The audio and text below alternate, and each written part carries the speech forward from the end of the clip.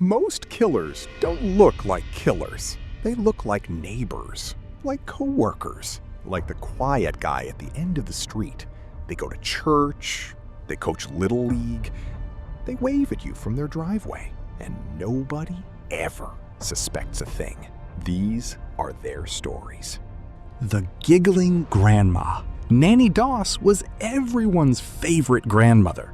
She loved cooking, she loved her garden, she loved her family. Between 1927 and 1954, she poisoned 11 of them.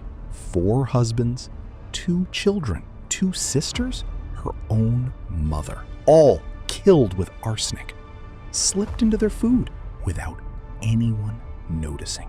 When police finally caught her in 1954, after her 5th husband died suddenly, she sat in the interrogation room and giggled through the entire confession. She told investigators she was just looking for the perfect husband. She never found him. She died in prison in 1965. The giggling grandma, 11 victims. Nobody suspected a thing for 27 years. The killer clown. John Wayne Gacy was the most popular man on his block. He threw elaborate parties for the whole neighborhood.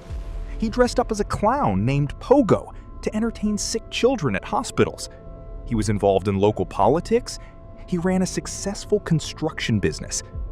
Between 1972 and 1978, he murdered 33 young men and boys. He buried most of them under his own house. When neighbors complained about the smell coming from his property, he told them it was just a drainage problem. In December 1978, police finally searched his home. They found the first body within hours. Then another, then another. 33 victims, found beneath the floors and walls of the house where the neighborhood clown had lived for years. During his arrest, he told police, "The only thing they can get me for is running a cemetery without a license." He was executed in 1994. Pogo the Clown was the last thing many of them ever saw. The Zodiac. Between 1968 and 1969, someone was killing people in Northern California. Couples parked at night, a cab driver, a student walking home. He called himself the Zodiac.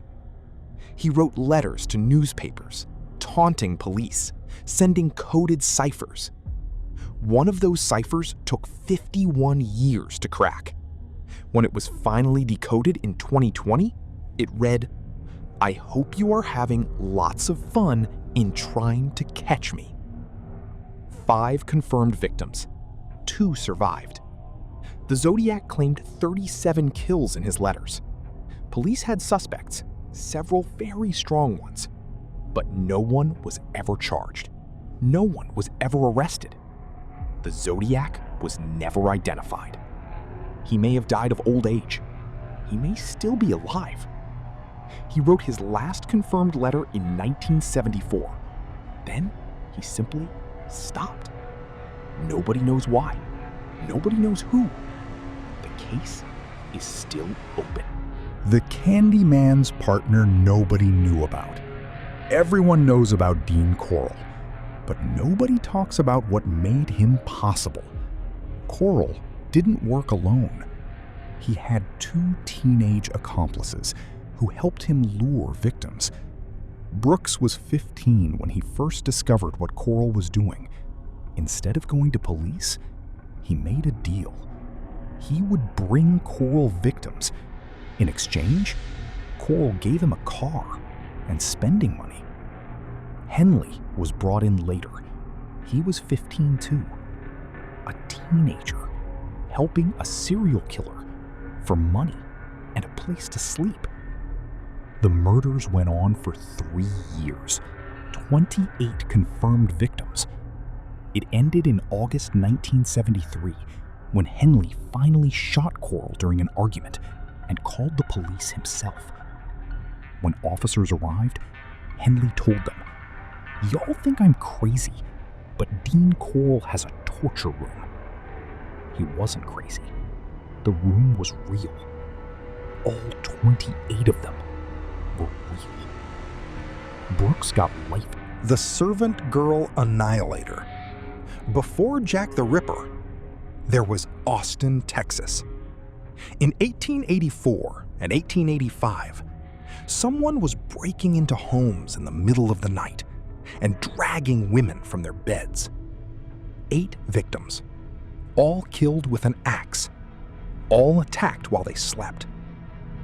Police arrested several suspects, released them all. The killings stopped as suddenly as they started, in December 1885. No explanation, no final crime, just silence. 3 years later, Jack the Ripper began killing in London. Several researchers have noted the timeline. The Austin killings stopped. The London killings started. Some believe it was the same person, someone who crossed the Atlantic. It was never proven. The Austin case was never solved. The Servant Girl Annihilator was never identified. And if the theory is right, neither was Jack the Ripper. The man who stopped himself. Dennis Rader killed 10 people between 1974 and 1991. He called himself BTK, Bind, Torture, Kill. After 1991, he stopped. Not because he was caught, not because he reformed. He just stopped killing and waited. For the next 13 years, he lived a completely normal life. He was a church president, a compliance officer for the city. He enforced local ordinances, fined people for tall grass and barking dogs. His neighbors described him as strict but friendly. His congregation respected him. In 2004, he made a mistake. He started sending letters to police again after 13 years of silence. He asked investigators in one letter whether a floppy disk could be traced. Police wrote back in a newspaper ad, "No, it cannot be traced." That was a lie. He sent the disk. Police traced it to a church computer. The metadata showed the last document was edited by someone named Dennis. He was arrested in February 2005.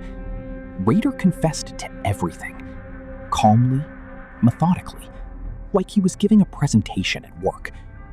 He is currently serving 10 consecutive life sentences. The compliance officer who fined people for tall grass had 10 bodies in his past, and nobody ever knew.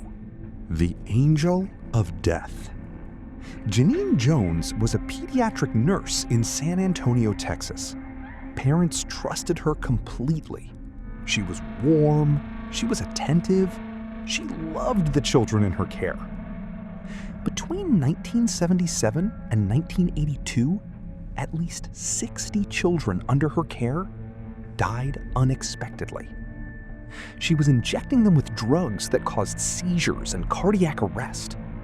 Then she would rush to save them, becoming the hero of her own crime. Except the children kept dying before she could save them.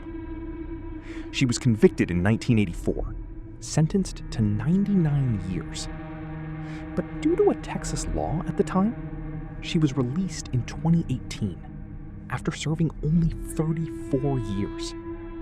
60 children, 34 years. She is currently free. The one who was never named. The FBI estimates there are between 25 and 50 active serial killers operating in the United States right now. Not historical, not from decades ago. Right now.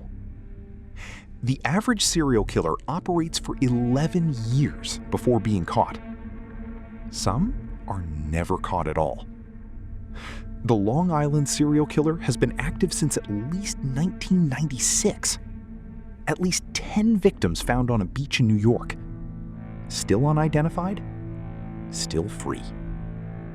The original Night Stalker killed for a decade before DNA finally named him in 2018. He had died of a heart attack 4 years earlier, in 2013. He never knew he had been identified. He died free. Right now, somewhere, someone is living a normal life, going to work, coming home, watching television, and the police have no idea who they are. They might be your neighbor. They might be anyone. Every person in this video had one thing in common. They looked completely normal. That's not a coincidence.